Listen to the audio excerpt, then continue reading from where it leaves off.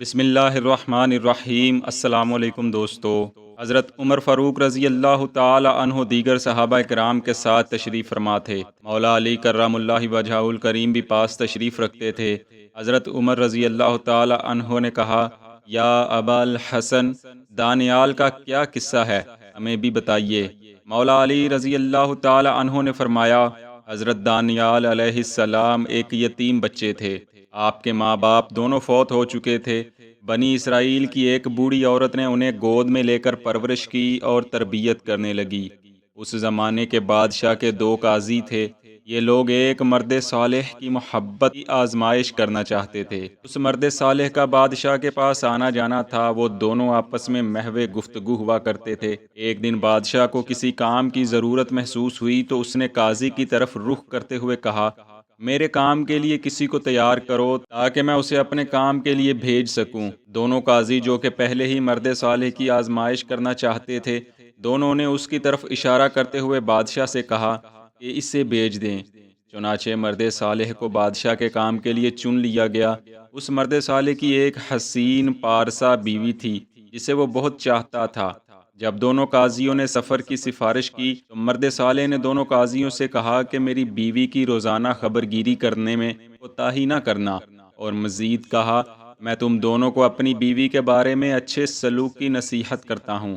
مرد صالح یہ نصیحت کر کے سفر پر روانہ ہو گیا۔ دونوں قاضیوں نے اس کی نصیحت قبول کی، اور جب وہ سفر پر روانہ ہو گیا تو وہ دونوں قاضی اس عورت کے محل سرے پر آئے۔ جب ان کی نظریں عورت کے حسن و جمال پر پڑی تو دونوں اس کے حسن کی وجہ سے دل و دین سے ہاتھ دھو بیٹھے۔ انہوں نے عورت کو اپنی طرف دعوت دی۔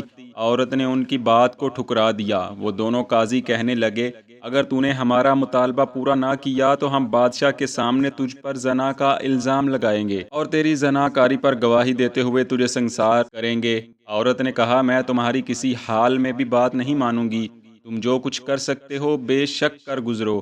وہ دونوں بادشاہ کے پاس چلے آئے اور حاضر ہو کر گواہی دی کہ اس عورت نے زنا کیا ہے۔ بادشاہ اس خبر سے حیرت زدہ ہوا کیونکہ اس عورت کی پاک دامنی اور پارسائی مشہور تھی۔ بادشاہ کچھ لمحے سر جھکائے بیٹھا رہا۔ سر اٹھانے کے بعد کہا کہ تمہاری گواہی قبول ہو، لیکن عورت کو 3 دن کی مہلت دو۔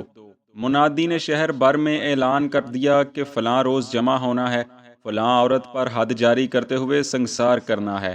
یہ خبر تمام شہر میں پھیل گئی۔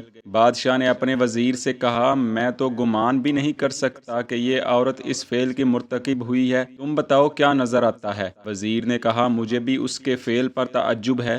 بالآخر 3 روز ہو گئے اور تیسرا روز مہلت کا آخری دن تھا۔ وزیر اپنے گھر سے باہر نکلا تو اس کا گزر چند بچوں کے پاس سے ہوا جو کھیل میں مشغول تھے، اور ان بچوں کے درمیان دانیال علیہ السلام بھی موجود تھا۔ اس وقت دانیال نے بچوں سے کہا، مجھے بادشاہ سمجھو، اور ایک بچے سے کہا، تو مرد صالح کی بیوی بن جا۔ دوسرے 2 بچوں سے کہا، تم دونوں قاضی بن جاؤ اور اس عورت کے زنا کی گواہی دو۔ کرسی کی مانند تھوڑی سی مٹی اکٹھی کی اور اس کے اوپر بیٹھ گیا، اور لکڑی کی تلوار اپنے ہاتھ میں لے لی اور کہا، دونوں قاضیوں کو ایک دوسرے سے جدا رکھا جائے۔ ایک بچے سے کہا، اس کا ہاتھ پکڑ کر فلاں مکان پر لے جا۔ ان دونوں قاضیوں میں سے ایک کو طلب کیا اور کہا، سچ بتا، اس عورت کے بارے میں تیری کیا گواہی ہے؟ جھوٹ بولنے پر اس تلوار سے تیرا سر تن سے جدا کر دوں گا۔ وزیر دنیا و ما فیہا سے توجہ ہٹائے بچوں کا یہ کھیل دیکھ رہا تھا۔ میں گواہی دیتا ہوں کہ اس مرد صالح کی بیوی نے زنا کیا ہے۔ دانیال نے کہا، کس کے ساتھ؟ اس نے کہا، فلاں بن فلاں کے ساتھ۔ دانیال نے پھر پوچھا، کس وقت، کس دن اور کس مکان یا مقام پر؟ قاضی نے ہر ایک کا جواب دیا۔ دانیال نے حکم دیا کہ اس کو اپنے مکان پر لے جائیے اور دوسرے قاضی کو میرے سامنے پیش کرو۔ جب اس کو حاضر کیا گیا، وہی سوالات اس سے کیے تو اس نے پہلے سے مختلف جواب دیے۔ دانیال علیہ السلام نے کہا، اللہ اکبر! اے لوگو، ان دونوں قاضیوں نے جھوٹی گواہی دی ہے، اور ان دونوں کی سزا یہ ہے کہ ان دونوں کو قتل کیا جائے۔ وزیر کا فوراً دماغ کھٹکا۔ فیصلہ سنا تو بھاگا بھاگا بادشاہ کے پاس جا پہنچا اور سارا واقعہ کہہ سنایا۔ بادشاہ نے فوراً حکم دیا کہ قاضیوں کو پیش کیا جائے اور دونوں کو ایک دوسرے سے الگ رکھا جائے۔ جیسے جیسے دانیال نے سوالات پوچھے تھے ویسے ہی بادشاہ نے دونوں قاضیوں سے الگ الگ سوالات پوچھے۔ نتیجتاً دونوں کے جوابات ایک دوسرے سے مختلف ہوئے اور بادشاہ نے حکم جاری کر دیا کہ دونوں قاضیوں کو قتل کر دیا جائے۔